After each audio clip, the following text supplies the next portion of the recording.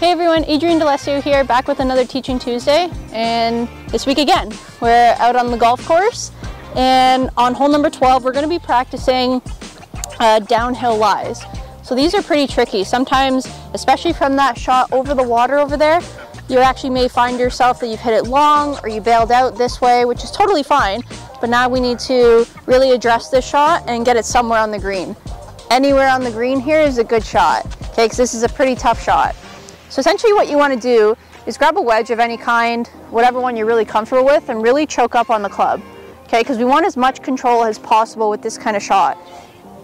So in terms of ball position, we're actually going to put it more towards our front foot, okay, and we're going to lean with the hill. We never really want to lean away from it.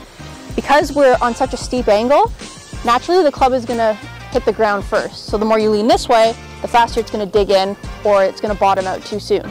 So you want to lean forward. And it's going to be a very structured swing. We don't really want a lot of wrist hinge because we don't really want to scoop it. If we scoop it, we may get lucky and it may go up in the air, but most times we'll either decelerate and do this, and it just kind of pops forward, or the other way, we get it, but the ball goes flying, okay? So good setup here. Club face is going to be relatively square. We're going to lean forward. And the biggest thing is not to decelerate. Just commit to it, regardless of what happens. Okay? So I'm going to lean forward, super structured, very little wrist hinge, back and through. Hit the pin. Oh!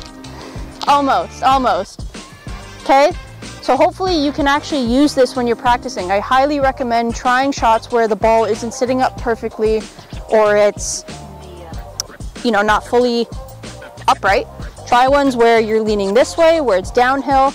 Try ones where you're leaning this way, where it's uphill, and really just focus on commitment. Really swing through the shot. So hopefully with these tips, you can practice it and really utilize it when you're playing and make the game that much more fun.